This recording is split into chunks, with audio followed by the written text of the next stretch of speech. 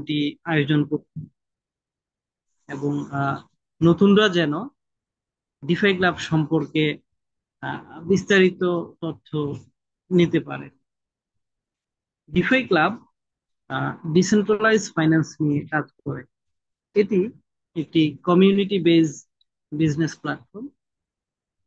Community based হওয়ার কারণে এটি সব সময় তার সদস্যদের আহ,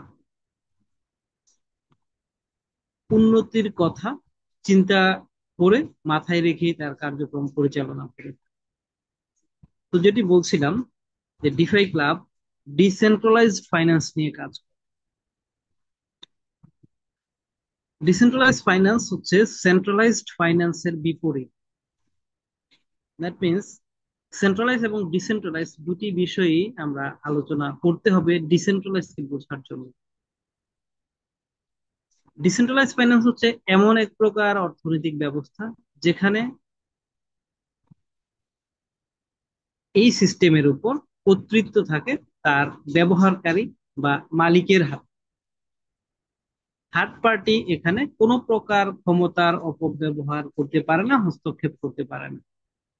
বিষয়টা একটু কঠিন মনে হচ্ছে, আমি জানি, বাট আমি যদি সেকেন্ড এক্সাম্পলটা দিই তাহলে জিনিসটা আপনাদের বুঝতে অনেক বেশি সহজ হবে। সেকেন্ডটা কি, যেমন সেন্ট্রালাইজ ফাইন্যান্সটাকে যদি আমরা আহ বুঝি, তাহলে ডিসেন্ট্রালাইজ ফাইন্যান্স বোঝা আমাদের জন্য অনেক বেশি সহজ হয়ে যাবে। সেন্ট্রালাইজ ফাইন্যান্স কি? সেন্ট্রালাইজ ফাইন্যান্স হচ্ছে আহ, আমাদের যে ট্রেডিশনাল ফিনান্সিয়াল সিস্টেম, আবহমান কাল থেকে আমরা যে ফিনান্সিয়াল সিস্টেমের সাথে অভ্যস্ত, যেটি আমরা ব্যবহার করছি,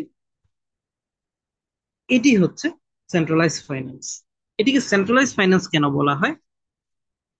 কারণ সেন্ট্রালি বা কেন্দ্রীয়ভাবে একজন নিয়ন্ত্রক এটিকে নিয়ন্ত্রণ করে থাকে। একজন নিয়ন্ত্রক কেন বলছি, ধরেন বাংলাদেশের অর্থনৈতিক ব্যবস্থা, এটা কিন্তু সেন্ট্রালাইজ ফাইন্যান্স। কেন? কারণ বাংলাদেশ সরকার সেন্ট্রালি, কেন্দ্রীয়ভাবে এটিকে নিয়ন্ত্রণ করে থাকে। কিন্তু মজার ব্যাপার হচ্ছে, এই ফিনান্সিয়াল সিস্টেমের মালিক কিন্তু সরকার না, সে এটার মনিটর মাত্র, বাট ক্ষমতা তার হাতে রয়েছে। তাহলে সেন্ট্রালাইজ ফিনান্সিয়াল সিস্টেমের মালিক কারা? মালিক হচ্ছে আমি, আপনি, এই আমরা সাধারণ মানুষ যারা এখানে অর্থ জমা রাখি। বাংলাদেশ সরকার কিন্তু এখানে অর্থ জমা রাখে না। সুতরাং মালিক হচ্ছে যারা অর্থ জমা রাখে তারা, কিন্তু নিয়ন্ত্রণ তাদের কাছে নাই, নিয়ন্ত্রণ হচ্ছে সরকারের কাছে। এটি হচ্ছে সেন্ট্রালাইজ ফাইন্যান্স। আর ডিসেন্ট্রালাইজ ফাইন্যান্স কি? ডিসেন্ট্রালাইজ ফাইন্যান্স হচ্ছে যেখানে এইরকম কেন্দ্রীয় কোনো নিয়ন্ত্রক নাই, এটার মালিকরাই এর নিয়ন্ত্রণ করে থাকে। মালিক কারা? ব্যবহারকারীরা, যারা এখানে অর্থ লগ্নি করেছে, অর্থ বিনিয়োগ করেছে, সহজ হিসাবে। তার মানে সেন্ট্রালাইজ এন্ড ডিসেন্ট্রালাইজ জিনিসটা আশা করি আপনারা বুঝতে পারছেন। ডিসেন্ট্রালাইজ ফাইন্যান্স কার্যক্রম শুরু করে 2020 সালের শুরুতে, এবং এখন পর্যন্ত এই সিস্টেমের উপর 1.2 ট্রিলিয়ন ডলারের মার্কেট তৈরি হয়েছে। এবং ধারণা করা হচ্ছে যে আগামী 10 বছরে এই সিস্টেমের উপর 90 ট্রিলিয়ন ডলারের মার্কেট তৈরি হবে, যেটি বর্তমান পৃথিবীর সিংহভাগ অর্থনীতি নিয়ন্ত্রণ করবে বলে পূর্বাভাস দিচ্ছে। প্রশ্ন হচ্ছে, সেন্ট্রালাইজ ফিনান্সিয়াল সিস্টেম থাকার পরেও ডিসেন্ট্রালাইজ ফিনান্সিয়াল সিস্টেমের প্রয়োজনটা কি, প্রয়োজনীয়তা কি? প্রয়োজনীয়তা ঠিক সেরকম, যেমন একটি হাইরাইজ বিল্ডিং এ আপনি ওঠার জন্য সিঁড়ি আছে, সিঁড়ির পাশাপাশি আবার লিফটও আছে, ঠিক এইরকমই বিষয়টা। আপনার সেন্ট্রালাইজ ফিনান্সিয়াল সিস্টেমের পাশাপাশি ডিসেন্ট্রালাইজ ফিনান্সিয়াল সিস্টেমও প্রয়োজন আছে, এবং এটি আমাদেরকে বাড়তি সুবিধা প্রদান করে। এবং এই যে ডিসেন্ট্রালাইজ ফিনান্সিয়াল সিস্টেমের থিঙ্কিং, কেন মানুষ এটা চিন্তা করেছে? সেন্ট্রালাইজ ফিনান্সিয়াল সিস্টেমে কিছু অসুবিধা পেয়েছে, অসুবিধা আছে, বিধায় মানুষ কিন্তু বিকল্প চিন্তা করেছে। এবং এটি খুব স্বাভাবিক বিষয় যে মানুষ যখনই আটকে গেছে কোনো একটা বিষয়, কোনো একটা সমস্যায় পড়েছে, সেই সমস্যা সমাধানের জন্য বিকল্প চিন্তা ভাবনা করেছে। সেন্ট্রাল সেন্ট্রালাইজ ফিনান্সিয়াল সিস্টেমের বা ট্রেডিশনাল ফিনান্সিয়াল সিস্টেমের অসুবিধা কি? এটার অনেক সুবিধা আবার কিছু অসুবিধা আছে। এর মধ্যে মেজর দুটি অসুবিধা হচ্ছে এখানকার প্রাইভেসি এন্ড সিকিউরিটি, গোপনীয়তা এবং নিরাপত্তা। মূল কথা হচ্ছে অর্থের গোপনীয়তা এবং নিরাপত্তা। আপনি সেন্ট্রালাইজ ফিনান্সিয়াল সিস্টেমের একজন ব্যবহারকারী হিসেবে এখানে আপনার গোপনীয়তা রক্ষা করা হচ্ছে না এবং আপনার সম্পদের নিরাপত্তা শতভাগ রক্ষা করা যাচ্ছে না। বিষয়টাকে একটু ব্যাখ্যা করে যদি বলি, মনে করেন আপনি, আপনার কাছে 1 কোটি টাকা আছে। বর্তমান সমাজেও এই অর্থনৈতিক ব্যবস্থায় 1 কোটি টাকা কিন্তু অনেক টাকা। এখন আপনার টাকা আপনি চাইলে ঘরেও জমা রাখতে পারেন, আবার এটি ব্যাংকেও জমা রাখতে পারেন। ধরেন আপনি ঘরে জমা রাখলেন, আপনার টাকা আপনার হাতেই থাকলো, এটা কোনো অসুবিধা না, দেশের আইনেও এটা অপরাধ নয়। কিন্তু যদি এটি আপনার আশেপাশে সবাই জানে যে আপনার ঘরে 1 কোটি টাকা আছে, মানে আপনার গোপনীয়তাটা লিক হয়ে গেল, নষ্ট হয়ে গেল, তখন কি হবে? তখন হচ্ছে এই আপনার নগদ টাকাগুলো ছিনিয়ে নেওয়ার জন্য দুষ্কৃতিকারীরা কিন্তু আপনার উপর হামলা করতে পারে, আপনার বাড়ি ঘরে হামলা করতে পারে। এতে করে আপনার প্রাইভেসি না থাকাতে আপনার সিকিউরিটি থাকলো না, নিরাপত্তা থাকলো না, না অর্থের নিরাপত্তা থাকলো না জানের নিরাপত্তা থাকলো। তো এই জন্য প্রাইভেসির সাথে সিকিউরিটি জিনিসটা অত্যন্ত গুরুত্বপূর্ণ ভাবে, ওতপ্রোত ভাবে জড়িত। এখন আমরা কি করি? সিকিউরিটি নিশ্চিত করতে, প্রাইভেসি নিশ্চিত করতে আমরা ব্যাংকে টাকা জমা দিয়ে রাখি, যে দৈনন্দিন জীবনে যে অল্প স্বল্প টাকা দরকার এটা বাদ দিয়ে বাকি টাকা আমরা ব্যাংকে রেখে দিই। ব্যাংক আমাদেরকে সেই কমিটমেন্ট দিয়েছে যে আমাদের অর্থের নিরাপত্তা প্রদান করবে। কিন্তু দুঃখের বিষয় হচ্ছে যে ইদানিং সময়ে যেটা আমরা দেখেছি, যে ব্যাংক আমাদের অর্থের নিরাপত্তা দিতে ব্যর্থ হয়েছে, এবং সেটা বিভিন্ন কারণে হয়েছে। রাজনৈতিক ক্ষমতার অপব্যবহার করে হোক, লোভে পড়ে হোক, দুর্নীতি করে হোক, বা যে কোনো ভাবেই হোক, ব্যাংক থেকে আমাদের কষ্টার্জিত সম্পদ অন্য কেউ লুটপাট করে নিয়ে গেছে। এবং এটি সম্ভব হয়েছে যেহেতু সেন্ট্রালি অথরিটি সেন্ট্রাল অথরিটি ব্যাংকগুলোর উপর হস্তক্ষেপ করার সুযোগ আছে, ক্ষমতা আছে। সেই ক্ষমতাকে কাজে লাগিয়ে এই টাকাটা বের করে নিয়ে গেছে। এই টাকার মালিক কিন্তু সরকার না, এই টাকার মালিক হচ্ছে আমি, আপনি, আমরা সাধারণ মানুষ। সাধারণ মানুষের হাজার হাজার কোটি টাকা এইভাবে লুটপাট করে নিয়ে গেছে। এটি শুধুমাত্র বাংলাদেশে ঘটেছে তা না, পৃথিবীর অনেক দেশে এই ঘটনাটি ঘটেছে। অতএব কারণে কিছু মানুষ চিন্তা করেছে যে এই অবস্থা যদি চলতে থাকে তাহলে পৃথিবীর অর্থনৈতিক ব্যবস্থা একটা সময় কলাপস করবে। সেখান থেকে উত্তরণের জন্যই তারা চিন্তা করেছে এমন এক প্রকার অর্থনৈতিক ব্যবস্থা থাকা উচিত যেখানে কেউ চাইলেই এইভাবে ক্ষমতার অপব্যবহার করে সাধারণ মানুষের সম্পদ লুটে নিতে পারবেন। সেই চিন্তা ভাবনা থেকেই মূলত ডিসেন্ট্রালাইজ ফাইন্যান্সের জন্ম। ডিসেন্ট্রালাইজ ফাইন্যান্স গ্রাহকের প্রাইভেসি এন্ড সিকিউরিটি শতভাগ নিশ্চয় রক্ষা করার নিশ্চয়তা প্রদান করে। এই কাজটি করতে গিয়ে সে কি করেছে? সে একটা প্রযুক্তি ডেভেলপ করেছে, একটা টেকনোলজি নিয়ে আসছে, এবং এই টেকনোলজির ফলে একটি মাত্র প্ল্যাটফর্মের মাধ্যমে গ্রাহক বা এটার ব্যবহারকারী লেনদেন করতে পারে। সেন্ডার এবং রিসিভার লেনদেন করার জন্য একটি মাত্র প্ল্যাটফর্ম, এবং অল্প সময়ের মধ্যেই লেনদেন করতে পারে, অল্প খরচে লেনদেন করতে পারে, এবং কারো পারমিশন ছাড়াই লেনদেন করতে পারে। এবং বাড়তি সুবিধা হচ্ছে এই প্ল্যাটফর্মের উপর কোনো সরকারের একক নিয়ন্ত্রণ বা মনিটর করার ক্ষমতা নেই। এই কাজটি করতে গিয়ে, ডিসেন্ট্রালাইজ ফাইন্যান্সকে পরিচালনা করতে গিয়ে দেখা গেছে যে সেন্ট্রালাইজড কারেন্সি, যেটি সরকার নিয়ন্ত্রিত মুদ্রা ব্যবস্থা, সেটি দিয়ে ডিসেন্ট্রালাইজ ফাইন্যান্স পরিচালনা করা সম্ভব নয়। এটি পরিচালনা করতে হলে ডিসেন্ট্রালাইজড কারেন্সি লাগবে, যে কারেন্সি বা মুদ্রা ব্যবস্থার উপর সরকারের কোনো, পৃথিবীর কোনো দেশের কোনো সরকারের নিয়ন্ত্রণ থাকবে না। তাহলে এরকম মুদ্রা ব্যবস্থা আছে পৃথিবীতে, সেটি হচ্ছে ক্রিপ্টোকারেন্সি। তাহলে ক্রিপ্টোকারেন্সিকে ডিসেন্ট্রালাইজ ফাইন্যান্সে নিয়ে আসা হয়েছে। এখানে আরো একটি জিনিস দরকার হয়, সেটি হচ্ছে এখানকার সার্ভার সিস্টেম। ডিসেন্ট্রালাইজ ফাইন্যান্স পরিচালনা করতে গেলে সেন্ট্রালাইজড ডেটাবেস সার্ভার দিয়ে এটি পরিচালনা করা সম্ভব না, কারণ সেন্ট্রালাইজড ডেটাবেসের উপর, সার্ভারের উপর গভর্নমেন্টের একটা কন্ট্রোল থাকে। সুতরাং যদি ডেটাবেসের উপর বা সার্ভারের উপর কন্ট্রোল নিতে পারে সরকার, তাহলে এটা ডিসেন্ট্রালাইজড হয় না। ডিসেন্ট্রালাইজ হতে গেলে এমন এক প্রকার সার্ভার সিস্টেম দরকার যার উপর কারো একক নিয়ন্ত্রণ থাকবে না, কেউ খবরদারি করতে পারবে না। সেজন্য দরকার হচ্ছে ব্লকচেন টেকনোলজি। ব্লকচেন হচ্ছে একটা ডিসেন্ট্রালাইজড ডেটাবেস সার্ভার, যেটি দিয়ে সারা পৃথিবীতে যারা এই ডিসেন্ট্রালাইজ ফাইন্যান্সের সাথে সম্পৃক্ত থাকবে তাদের তথ্য সুরক্ষিত রাখা হবে। তাহলে ক্রিপ্টোকারেন্সি এবং ব্লকচেন, এই দুইটি জিনিসের সমন্বয়ে মূলত ডিসেন্ট্রালাইজ ফাইন্যান্স কাজ করে। ক্রিপ্টোকারেন্সি জিনিসটা, এটা যে হুট করেই পৃথিবীতে চলে আসছে তা কিন্তু না। এটা কিন্তু অনেক চড়াই উতরাই পার হয়ে আমাদের হাতে এসছে।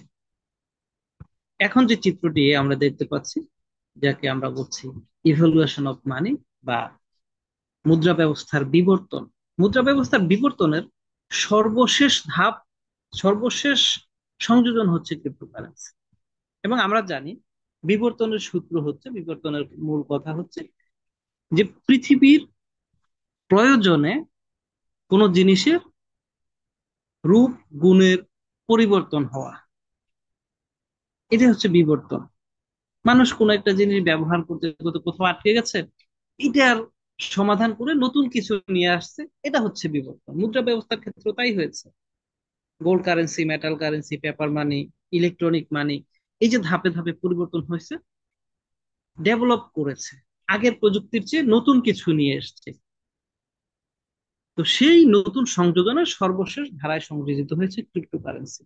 ট্রেডিশনাল মানির বা ট্রেডিশনাল ইলেকট্রনিক মানির যে অসুবিধাগুলো আছে, প্রাইভেসি, সিকিউরিটি, এবং হচ্ছে এটার যে আহ, একটা লিমিটেশনস, শুধুমাত্র আপনি ট্রেডিশনাল মানি আপনি আপনার নিজ দেশে ব্যবহার করতে পারবেন, কিন্তু ক্রিপ্টোকারেন্সিটা হচ্ছে একটা গ্লোবাল কারেন্সি, আপনি সারা পৃথিবীতে ব্যবহার করতে পারবেন।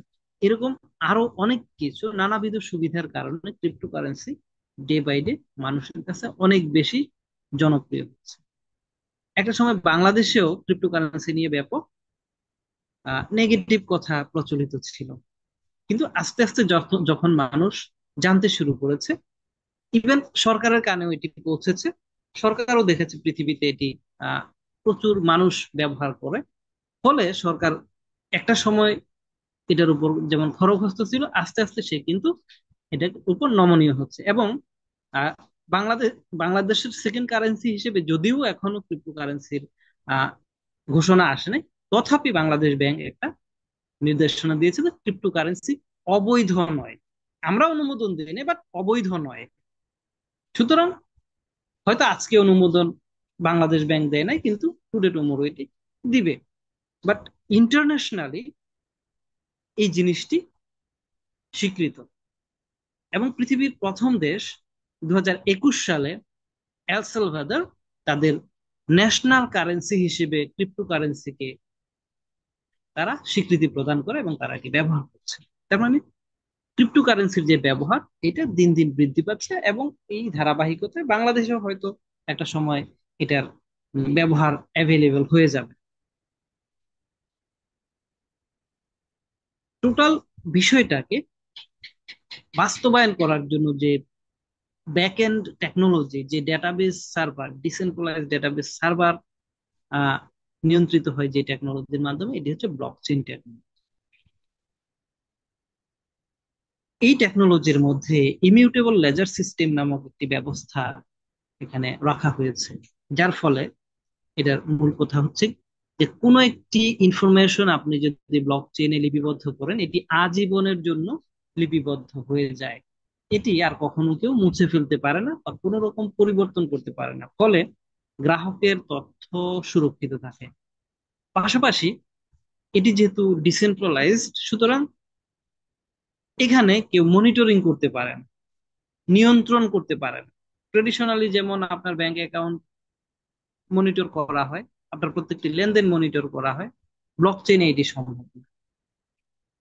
আপনি লেনদেন করতে গেলে যেমন যেমন আপনাকে একটা পারমিশন নিতে হয়, ব্যাংকের অনুমোদন নিতে হয়, প্লাস সরকারের অনুমোদন নিতে হয়। ব্লক চেইনে এরকম কোনো অনুমতির দরকার হয় না। এটা পার্সন টু পার্সন আপনি লেনদেন করতে পারবেন, সারা পৃথিবীতে লেনদেন করতে পারবেন আপনার মানে স্বাধীন মতো, ইচ্ছা মতো। এছাড়া এর যে সিকিউরিটি সিস্টেম, এনক্রিপশন ফিচার, এটা খুবই উন্নত নিরাপত্তা ব্যবস্থা ব্লকচেনের মধ্যে রয়েছে।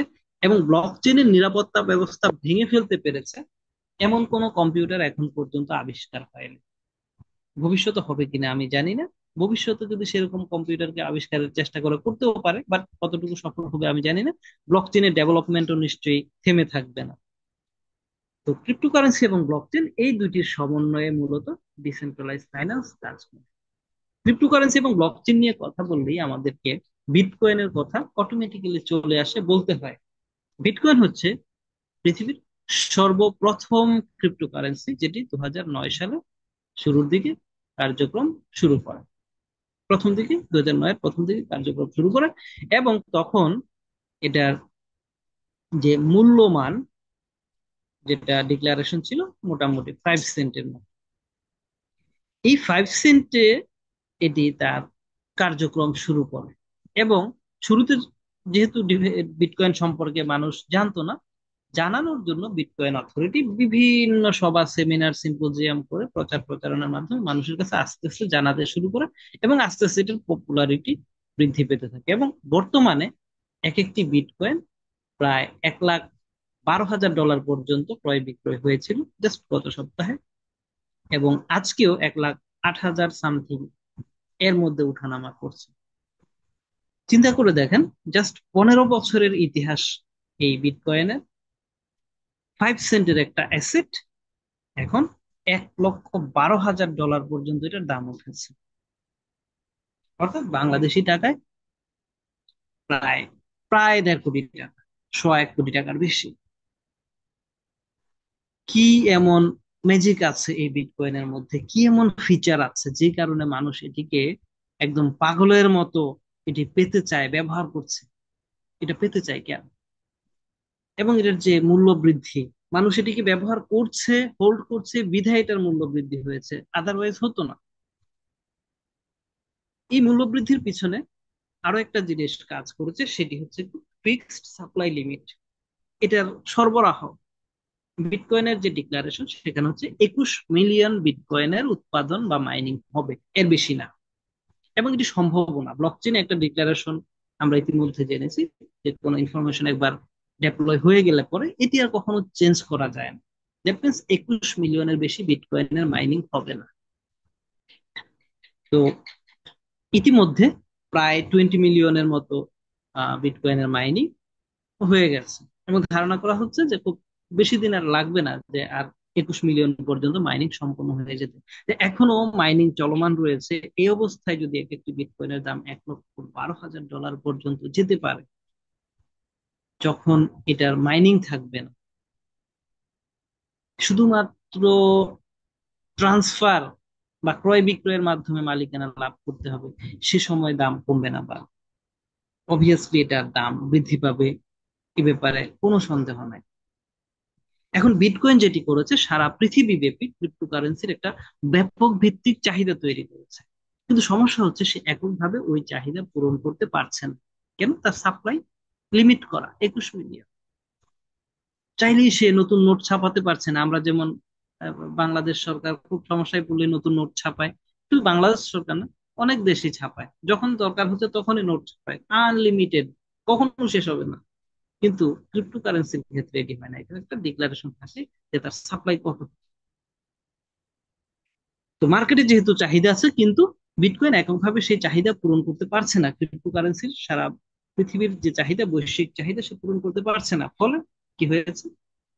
যা হবার তাই হয়েছে। মার্কেটে চাহিদা আছে, ফলে বিটকয়েনের মতো আরো অনেকগুলো কয়েন ইতিমধ্যে বাজারে চলে আসছে। এবং যত সময় যাচ্ছে, আপডেটেড ফিচার নিয়ে, এক্সট্রা বেনিফিট নিয়ে মার্কেটে আসতেছে নতুন নতুন কয়েনগুলো। ইথেরিয়াম, পলিগন, সোলানা, বিএনবি, ইত্যাদি ইত্যাদি অনেক কিছু। এবং তারই ধারাবাহিকতায় ডিফাই ক্লাব একটা কয়েন, একটা ক্রিপ্টোকারেন্সি মার্কেটে লঞ্চ করেছে, যার নাম হচ্ছে ডিকয়েন। এই ডিকয়েনকে বোঝার জন্য আমরা এই দীর্ঘ আলোচনাটা করলাম, বিনে পয়সায় বিটকয়েনের বিজ্ঞাপন দিয়ে। এবং বিনা পয়সা বিজ্ঞাপন দিয়েও আমরা হ্যাপি, কারণ হচ্ছে কি, কারণ সে যেহেতু মার্কেট হিরো, তার দুই একটা কথা বললে আমাদের লস নাই। বরং ডিকয়েনকে বুঝতে গেলে এটা আর অনেক বেশি হেল্পফুল হবে। ডিকয়েন ডেপ্লয় করা হয়েছে বাইন্যান্সের স্মার্ট চেইনে, অর্থাৎ বাইন্যান্স যে ব্লক চেইনটি ব্যবহার করে সেখানে। বাইন্যান্স হচ্ছে এখনকার পৃথিবীর নাম্বার ওয়ান ক্রিপ্টো এক্সচেঞ্জার। এটার যে নেটওয়ার্ক সারা পৃথিবী ব্যাপী, এবং সবচেয়ে বেশি ইউজার হচ্ছে বাইন্যান্স। তো এই বৃহৎ নেটওয়ার্কে ডেপ্লয় করার কারণে ডিকয়েন খুব ইজিলি এবং কম খরচে আমরা ট্রানজাক্ট করতে পারি। স্ক্রিনে আপনারা একটি কন্ট্রাক্ট অ্যাড্রেস দেখতে পাচ্ছেন, যেটি হচ্ছে ডিকয়েনের কন্ট্রাক্ট অ্যাড্রেস। এই কন্ট্রাক্ট অ্যাড্রেস দিয়ে আমরা ডিকয়েনের রুট যাচাই করতে পারি, এটা সঠিক না ব্যাঠিক, এটা জেনুইন কিনা। আমরা গুগল সার্চ করে বের করে ফেলতে পারি এটার সাপ্লাই কত, তারপরে হচ্ছে এটার বর্তমান মার্কেট ভ্যালু কত, কত রেটে এটা ক্রয় বিক্রয় হচ্ছে, মার্কেট ক্যাপিটাল কত, সর্বোচ্চ রেট কত ছিল, সর্বনিম্ন কত ছিল, ইত্যাদি ইত্যাদি অনেক ইনফরমেশন আমরা জানতে পারি। যদি কন্ট্রাক্ট অ্যাড্রেস না থাকে, যদি ব্লক চেইনে না থাকে, তাহলে কন্ট্রাক্ট অ্যাড্রেস থাকবে না এবং সেটা ক্রিপ্টোকারেন্সি হিসেবেই কাউন্ট হবে না, গণ্য হবে না। তার মানে কোন একটি জেনুইন ক্রিপ্টোকারেন্সি হিসেবে কেউ যদি দাবি করে, তাহলে অবশ্যই এটি ব্লক চেইনে থাকতে হবে, এবং ব্লক চেইনে থাকতে তার একটা কন্ট্রাক্ট অ্যাড্রেস থাকবে। এবং এই কন্ট্রাক্ট অ্যাড্রেস দিয়ে যে কোনো ব্যক্তি অনলাইনে সার্চ করে তার মূল ইনফরমেশন গুলো জেনে নিতে পারবে। ডিকয়েনের টোটাল সাপ্লাই ডিক্লেয়ার করা আছে 1 বিলিয়ন। এই 1 বিলিয়ন ডিকয়েনকে ডিফাই ক্লাব কয়েকটি ভাগে ভাগ করেছে তার কার্য সম্পাদনের জন্য। যেমন প্রথম 10% কয়েন বরাদ্দ আছে স্মার্ট কন্ট্রাক্ট স্টেকিং এই প্রোগ্রামটার জন্য। 40% কয়েন স্টেকিং রিওয়ার্ড দেওয়ার জন্য, অর্থাৎ ডিফাই ক্লাবে স্টেকিং প্রোগ্রামে কেউ যদি কয়েন স্টেক করে, সে প্রতি সপ্তাহে অথবা প্রতিদিন, দুইটা স্টেকিং প্রোগ্রাম আছে, যে যে প্রোগ্রামে স্টেক করবে তাদেরকে রিওয়ার্ড দেওয়া হয়। এই রিওয়ার্ডের জন্য 40% কয়েন, অর্থাৎ 1 বিলিয়নের 40%, 40 কোটি কয়েন এখানে বরাদ্দ রাখা হয়েছে। 20% কয়েন বরাদ্দ রাখা হয়েছে ডেভেলপমেন্ট এন্ড মার্কেটিং এর জন্য। 20% লিকুইডিটি প্রোভাইড করা হয়েছে মার্কেটে, এনি টাইম যেন আপনি চাইলেই কয়েন মার্কেট থেকে ক্রয় করতে পারেন, চাইলেই যেন মার্কেটে বিক্রি করতে পারেন, মার্কেট যেন শর্টেজ না হয়। 8% কয়েন সিস্টেমেটিক্যালি বার্ন হয়ে যাবে। 2% কয়েন রাখা হয়েছে চ্যারিটি ওয়ার্কের জন্য। এই টোটাল 100% কয়েন। এর মধ্যে আমরা যারা ডিফাই ক্লাব কমিউনিটি, আমাদের ডিরেক্ট বেনিফিট আসে মূলত 70% কয়েন থেকে। যেমন 10% স্মার্ট কন্ট্রাক্ট, 40% রিওয়ার্ড এবং 20% ডেভেলপমেন্ট এন্ড মার্কেটিং, এগুলো আমরা ডিরেক্ট বেনিফিশিয়ারি, তারা কমিউনিটি। আর লিকুইডিটি প্রোভাইডিং এর ক্ষেত্রে আমরা ডিরেক্ট ইনডিরেক্ট এখানে আমাদের ইনভলভ হওয়ার সুযোগ আছে কম বেশি। 8% কয়েন বার্ন হয়ে যাবে, এটা আমাদের বেনিফিটের মধ্যে না, এটা সিস্টেমের মধ্যে চলে যাবে। 2% কয়েন চ্যারিটি, চ্যারিটি হয়, এটা আমরা ইনডিরেক্ট বেনিফিশিয়ারি, কারণ আমরা আমাদের সমাজের কিছু মানুষকে উপকার করতে পারি এটা দিয়ে। তার মানে বেশিরভাগ কয়েন কমিউনিটির ডেভেলপমেন্টের জন্য, সুবিধার জন্য এখানে রাখা হয়েছে। আমরা ডিকয়েন থেকে যারা বেনিফিট নিতে চাই, ডিকয়েনের সুবিধা যারা আমরা ভোগ করতে চাই, সেক্ষেত্রে আমাদেরকে ডিকয়েন প্রথমে সংগ্রহ করতে হবে। ডিকয়েন যদি আমার কাছে থাকে তাহলেই আমি এটার বেনিফিট পাবো। আমার কাছে ডিকয়েন যদি না থাকে, ডিকয়েন কেন হবে? পৃথিবীর যে কোনো মুদ্রা ব্যবস্থায় আপনি যদি তার বেনিফিট নিতে চান, ওই মুদ্রা আপনার কাছে থাকতে হবে। এখন সকল মুদ্রা তো আর আমাদের পক্ষে সংগ্রহ করা সম্ভব না। আর আমরা যেহেতু ডিকয়েন নিয়ে কথা বলছি, ডিকয়েনের বিষয়টা একটু ব্যাখ্যা। ডিকয়েন থেকে বেনিফিট পেতে হলে প্রথমত ডিকয়েন আমার থাকতে হবে, কারণ এটাকে ইউটিলাইজ করেই আমি আমার বেনিফিটটা তৈরি করব। তাহলে ডিকয়েন পাবো কোথায়? ডিকয়েন পাওয়ার জন্য রয়েছে এক্সচেঞ্জার। পৃথিবীতে টোটাল 120টার বেশি ডিসেন্ট্রালাইজ এক্সচেঞ্জার রয়েছে। এর মধ্যে সবচেয়ে পপুলার যেগুলো, সেগুলো হচ্ছে ইউনিসপ, প্যানকেকসপ, সুশিসপ, বাইন্যান্স ওয়েব, ইত্যাদি ইত্যাদি। এগুলো সহ 50টিরও বেশি এক্সচেঞ্জারে ডিকয়েন লিস্টেড রয়েছে, তালিকাভুক্ত রয়েছে এবং নিয়মিত ক্রয় বিক্রয় হচ্ছে। এখন আপনার যেই এক্সচেঞ্জারটা আপনার কাছে ভালো মনে হয়, ট্রাস্টেড মনে হয়, আপনি সেখান থেকে ডিকয়েন সংগ্রহ করতে পারেন। এর মধ্যে ডিফাই ক্লাবের নিজেরও একটা এক্সচেঞ্জার আছে, ডিফাই ক্লাব এক্সচেঞ্জ। সেখান থেকেও আপনি সবচেয়ে কম খরচে ডিকয়েন সংগ্রহ করতে পারেন। একটা জেনুইন কয়েনের, একটা নির্ভরযোগ্য কয়েনের এটি হচ্ছে আরেকটি বৈশিষ্ট্য, যে এটি এক্সচেঞ্জারে অ্যানলিস্টেড রয়েছে। আপনার কয়েন ব্লক চেনে আছে কিন্তু এক্সচেঞ্জারে নাই, তাহলে কিন্তু আপনি সেফ না। কারণ আপনি কয়েনটা কিনতে পারবেন, সংগ্রহ করতে পারবেন, কিন্তু সেল করতে পারবেন না। সেল করতে গেলে আপনার ওই অথরিটির, মানে যাদের মাধ্যমে সংগ্রহ করছেন, কোনো পার্সনের দ্বারস্থ হতে হবে আপনাকে। বাট এক্সচেঞ্জার অ্যানলিস্টেড থাকলে কোনো ব্যক্তির দ্বারস্থ আপনার হওয়া লাগবে না। আপনি কারো কাছে না গিয়ে কয়েনটা মার্কেটে সেল করে দিতে পারবেন। তাহলে দুটি বৈশিষ্ট্য আমরা পেলাম, একটা জেনুইন এবং সিকিউর কয়েন, একটা হচ্ছে ব্লক চেইনে এটার উপস্থিতি থাকতে হবে। উপস্থিতি থাকলে তার একটা কন্ট্রাক্ট অ্যাড্রেস থাকবে এবং এটি এক্সচেঞ্জারে লিস্টেড থাকবে। এছাড়া আরেকটি বৈশিষ্ট্য হচ্ছে এটি ব্লক চেইন যে সকল ওয়ালেট রয়েছে, কারণ আপনি কয়েন সংগ্রহ করার পর রাখবেন কোথায়? আপনার কোনো না কোনো পার্সোনাল ওয়ালেটে আপনি রাখবেন। আপনার কয়েনটা যদি জেনুইন হয়, ব্লক চেইনে থাকে, তবেই আপনি শুধু এই ওয়ালেট গুলোতে এটাকে সাপোর্ট করবে, এখানে আপনি রাখতে পারবেন। যদি জেনুইন না হয়, এই ওয়ালেট গুলোতে এটি সাপোর্ট করবে না। এখন আসেন, আমরা জানলাম কিভাবে কয়েন সংগ্রহ করতে হয় এবং এটা কোথায় নিরাপদে জমা রাখতে হয়। এখন জমা যদি আপনি রেখে দেন, তাতেও আপনার একটা বেনিফিট হতে পারে, তবে এটা নিশ্চিত না যে আপনার বেনিফিট হবে। কেন? কারণ হচ্ছে আমাদের উদ্দেশ্য কি, আমরা কয়েন সংগ্রহ করি কেন? বেনিফিট পাওয়ার জন্য। এখন কথা হচ্ছে যে যদি আমরা বেনিফিট পেতে চাই, কিভাবে পেতে পারি? আমরা ট্রেড করে বেনিফিট পেতে পারি। অর্থাৎ আমি একটা নির্দিষ্ট রেটে কয়েন সংগ্রহ করেছি, কয়েনে যেহেতু মার্কেটে কেনা বেচা হচ্ছে, এটার রেট উঠানামা করছে। যখন এটার দাম বেড়ে যাবে আমি চট করে বিক্রি করে ফেলবো, তাহলে আমার একটা প্রফিটে আসবে। এখন সবসময় যে দাম বাড়বে তা কিন্তু না, কখনো কখনো এটির দাম কমেও যেতে পারে। সেই কমে গেলে যদি আমি বিক্রি করি, তাহলে কিন্তু আমার লস হবে। তাহলে এই যে দাম কমে যাওয়া এবং বৃদ্ধি পাওয়া, এর মাঝখানে ব্যালেন্স করে টেকনিক্যালি আপনি বিষয়টা হ্যান্ডেল করবেন এবং এখান থেকে আপনি আপনার প্রফিট বের করে নিয়ে আসবেন। এটা একটা ওয়ে। এটা ছাড়াও আরো অনেকগুলো প্রসেস আছে যেখান থেকে আমরা এই বেনিফিটটা নিতে পারি। এবং এই ট্রেডিং এর যে বিষয়টা, এটি কিন্তু আপনি ক্রিপ্টোকারেন্সি নিয়ে কাজ করছে এরকম সকল প্ল্যাটফর্মে পাবেন, কিন্তু ডিফাই ক্লাব তার কমিউনিটির জন্য এক্সট্রা আরো 4টা ইনকাম অপরচুনিটি রেখেছে। অর্থাৎ যারা নতুন, ডিফাই ক্লাবে নতুন জয়েন করেছে এবং ক্রিপ্টো মার্কেট সম্পর্কে আইডিয়া একেবারেই নাই, একদম কম আইডিয়া, তারা উইদাউট রিস্কে বা সবচেয়ে কম রিস্কে এখান থেকে ইনকাম করতে পারে। এই জন্য 4টা ইনকাম অপরচুনিটি ডিফাই ক্লাবের আছে। এগুলো কি কি রয়েছে? Staking reward, referral reward, binary reward এবং র্যাঙ্ক রিওয়ার্ড। এই 4টা ইনকাম অপরচুনিটিকে আবার দুইটি ক্যাটাগরিতে ভাগ করা যায়। একটা হচ্ছে নন ওয়ার্কিং ইনকাম আর একটা হচ্ছে ওয়ার্কিং ইনকাম। নন ওয়ার্কিং ইনকাম কি? এখানে হচ্ছে ফিজিক্যাল ওয়ার্ক না করে আপনি ইনকাম করতে পারবেন, শুধুমাত্র ইনভেস্ট করে। আর বাকি যেটা রেফারেল, বাইনারি এবং র্যাঙ্ক, র্যাঙ্ক রিওয়ার্ড, এগুলো হচ্ছে আপনার ওয়ার্কিং ইনকাম। অর্থাৎ এখানে আপনাকে ফিজিক্যালি কাজ করতে হবে।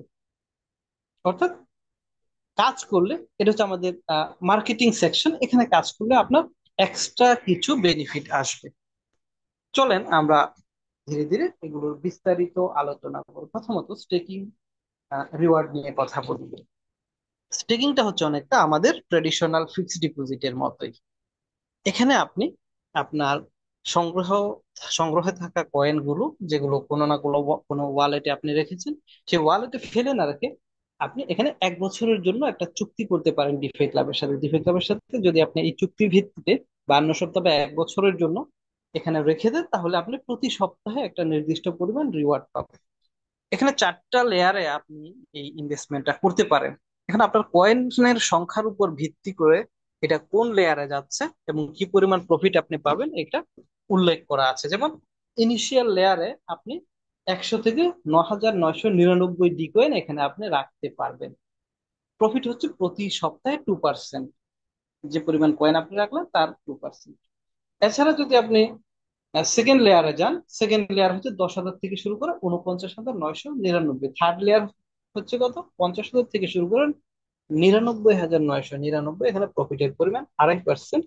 এবং ফোর্থ লেয়ার এখানে হচ্ছে, যেটাকে আমরা নোবেল প্যাকেজ বলে থাকি, 1 লক্ষ থেকে শুরু করে তার উপরে 10 লক্ষ পর্যন্ত, এখানে প্রফিট হচ্ছে সপ্তাহে 3%। তাহলে 2 থেকে 3% একটা ফিক্সড প্রফিট আপনি, একটা ফিক্সড বেনিফিট আপনি নির্দিষ্ট সময় অন্তর অন্তর সপ্তাহে সপ্তাহে আপনি পাচ্ছেন এখান থেকে। তাহলে সর্বনিম্ন কত, 2%, সর্বোচ্চ হচ্ছে 3%।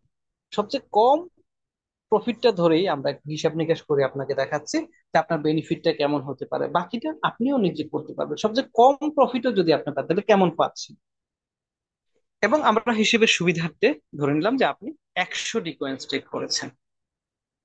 যেহেতু সর্বনিম্ন 100 কয়েন আপনার স্টেক করার সুযোগ আছে এই ফার্স্ট লেয়ারে, তো 100 কয়েন যদি আপনি স্টেক করেন, প্রতি সপ্তাহে 2% কয়েন আপনি পাবেন, অর্থাৎ দুটি করে কয়েন আপনি পাবেন। 52 সপ্তাহে টোটাল কয়েন পাবেন 104টি। এন্ড অফ দ্য ইয়ার আপনার যে মূল কয়েন এটা কিন্তু আনলক হয়ে যাবে, কারণ আপনার চুক্তির মেয়াদ শেষ। তখন টোটাল আপনি যদি হিসেব করে দেখেন যে আপনি যদি কোনো কয়েন উইথড্র না করেন এর মধ্যে, যে রিওয়ার্ডটা আপনি পাচ্ছেন এটা কিন্তু আপনার রিওয়ার্ডের কয়েন আপনি উইথড্র করে ফেলতে পারবেন মেয়াদ শেষ হওয়ার আগেই। যদি না করেন তাহলে বছর শেষে দেখা যাবে আপনার কয়েনের সংখ্যা কত, 204টি। 104টি হচ্ছে আপনার রিওয়ার্ড, 100টি হচ্ছে আপনার মূল কয়েন। তার মানে এই 1 বছর সময়ের মধ্যে আপনার কয়েনের সংখ্যা কিন্তু দ্বিগুণ হচ্ছে। আর যদি বড় লেয়ার গুলোতে আপনি রাখেন তাহলে কোনোটা 2.5 গুণ, কোনোটা 3 গুণ পর্যন্ত আপনাকে রিওয়ার্ড দিচ্ছে। প্রশ্ন হচ্ছে এই রিওয়ার্ডটা কোথা থেকে দিচ্ছে। আপনার খেয়াল থাকার কথা, আগের স্লাইডে আমরা দেখিয়েছি টোকেনমিক্সে যে ডিফাই ক্লাব তার 40 টোটাল সাপ্লাই 40% কয়েন সে আলাদা করে রেখেছে, অর্থাৎ 40 কোটি কয়েন সে সেপারেট করে রেখেছে আপনার এই স্টেকিং প্রোগ্রামের রিওয়ার্ড দেওয়ার জন্য।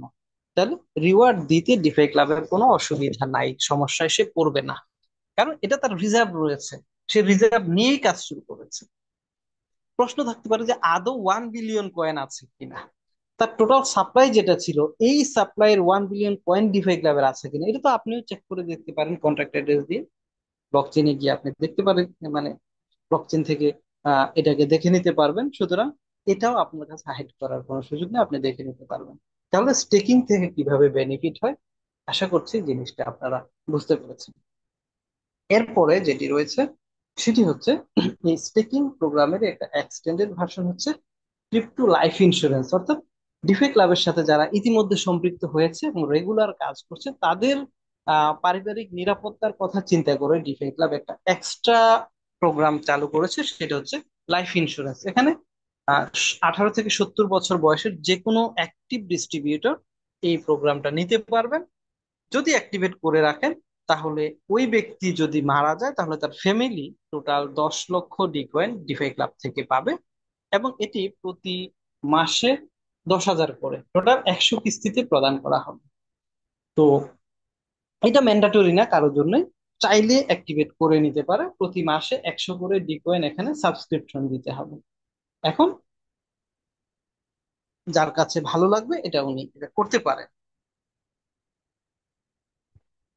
তো এগুলো হচ্ছে আপনার প্রত্যেকটা লেয়ারের একদম ডিটেলস বিবরণ। আমরা সেকেন্ড ক্যাটাগরিতে চলে যাচ্ছি, অর্থাৎ ওয়ার্কিং ইনকাম। এতক্ষণ আমরা নন ওয়ার্কিং ইনকাম নিয়ে কথা বললাম।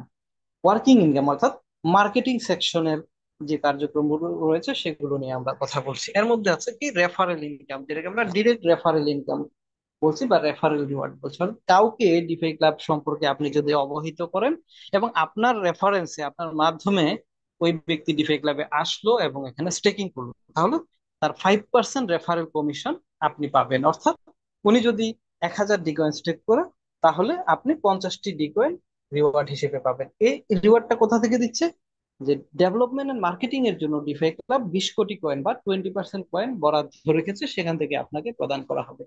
এখানে ডিরেক্ট এবং ইনডিরেক্ট রেফারেলও আপনার ইনকাম হয়। ডিরেক্ট রেফারেল হচ্ছে আপনি যখন একজন ব্যক্তিকে জয়েন করাইলেন আপনার রেফারেন্সে, উনি যে পরিমাণ স্টেক করলো তার উপর 5% আপনি পাচ্ছেন। এটা হচ্ছে ডিরেক্ট। ইনডিরেক্ট কোনটা? ধরেন কথার কথা উনি 1 লক্ষ ডিকয়েন স্টেক করেছে, তো 1 লক্ষ ডিকয়েন স্টেক করলে 3% হিসেবে প্রতি সপ্তাহে উনি 3% করে 3,000 ডিকয়েন পাবেন। এই 3,000 ডিকয়েন যদি উনি উঠায় ফেলে তো ফেললো, উইথড্র করে ফেললে যদি উইথড্র না করে এটাকে আবার উনি রিস্টেক করে, তাহলে এর উপরও আপনি 5% একটা রেফারেল কমিশন পাবেন। এখন যত বেশি মানুষকে আপনি রেফার করতে পারবেন, তত বেশি রেফারেল কমিশন আপনি উপভোগ করতে পারবেন। এরপর রয়েছে বাইনারি রিওয়ার্ড, অর্থাৎ আপনি যাদেরকে রেফার করেছেন তাদেরকে নিয়ে যদি আপনি একটি টিম বিল্ড আপ করেন, দল গঠন করেন, এবং ওই দলগত পারফরমেন্সের ফলে যে পরিমাণ সেল হবে আপনার, তার উপর আপনি একটা পার্সেন্টেজ পাবেন। এটি শুরু হয় 6% থেকে এবং সর্বোচ্চ টিম সেলের 10% পর্যন্ত আপনি পাবেন। এটা নির্ভর করবে আপনি কোন র্যাঙ্কে অবস্থান করছেন তার উপর, এবং এটা ডেইলিটা ডেইলি হিসেব করে আপনার অ্যাকাউন্টে ক্রেডিট করে দেওয়া হবে বা জমা করে দেওয়া হবে। এরপরে রয়েছে র্যাঙ্ক রিওয়ার্ড, অর্থাৎ আহ, আপনার র্যাঙ্ক হয়ে গেলে র্যাঙ্কের কারণে, পদের কারণে আপনি প্রতি মাসে একটা ফিক্সড ইনকাম পাবেন। কত? ধরেন এখানে টোটাল 10টা র্যাঙ্ক ডিফাই ক্লাবের রয়েছে। প্রথম র্যাঙ্ক হচ্ছে সোলজার র্যাঙ্ক। সোলজার র্যাঙ্ক হলে পরে আপনি প্রতি মাসে 10টি করে ডিকয়েন পাবেন। তবে এক্ষেত্রে একটা শর্ত রয়েছে, আপনি এবং আপনার টিম মিলে যদি একটা সেলস টার্গেট অ্যাচিভ করতে পারেন তাহলেই আপনি সোলজার হতে পারবেন এবং এই মান্থলি রিওয়ার্ডটা আপনার শুরু হবে। তো প্রথম র্যাঙ্কের শর্ত হচ্ছে আপনার লেফট টিমের মাধ্যমে 1,000, রাইট টিমের মাধ্যমে 1,000 ডিকয়েন সেল হওয়া। এটি যদি হয়ে যায় তাহলে আপনি সোলজার হলেন। আপনি প্রতি মাসে 10টি করে ডিকয়েন পাওয়া শুরু করবেন এবং এটা আপনার জন্য বরাদ্দ হচ্ছে 50 মাস। সেকেন্ড র্যাঙ্ক হচ্ছে মেজর। মেজর র্যাঙ্কের শর্ত হচ্ছে লেফট টিমের মাধ্যমে 10,000, রাইট টিমের মাধ্যমে 10,000 ডিকয়েন সেল হওয়া। এটি হয়ে গেলে আপনি তখন প্রতি মাসে 50টি করে ডিকয়েন পাওয়া শুরু করবেন। কতদিন পাবেন? 50 মাস, অর্থাৎ র্যাঙ্ক অর্জন করবেন একবার, এটার বেনিফিট পাবেন 50 বার। থার্ড র্যাঙ্ক হচ্ছে স্টার।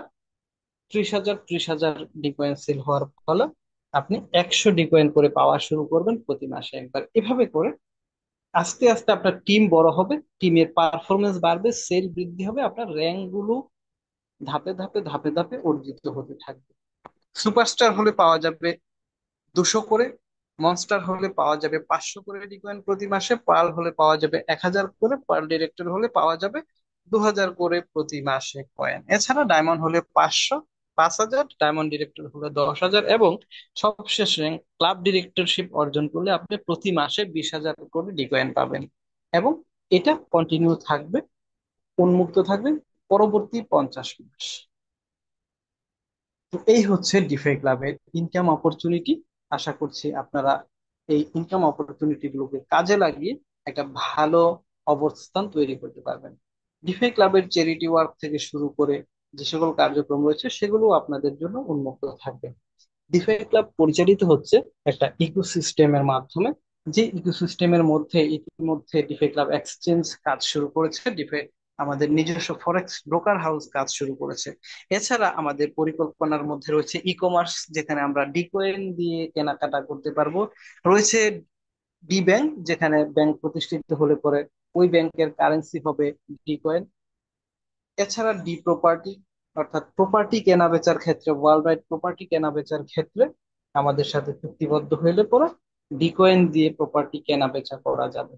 এছাড়া মেটাভার্স, ব্লকচেন, ডিফাই ওয়ালেট এগুলো পরিকল্পনার মধ্যে রয়েছে। তবে খুব শীঘ্রই আমরা আমাদের নিজস্ব ব্লকচেন এবং ডিফাই ওয়ালেট পেতে যাচ্ছি, কারণ এটি প্রায়োরিটি বেসিসে সবার আগে শুরু করা হয়েছে।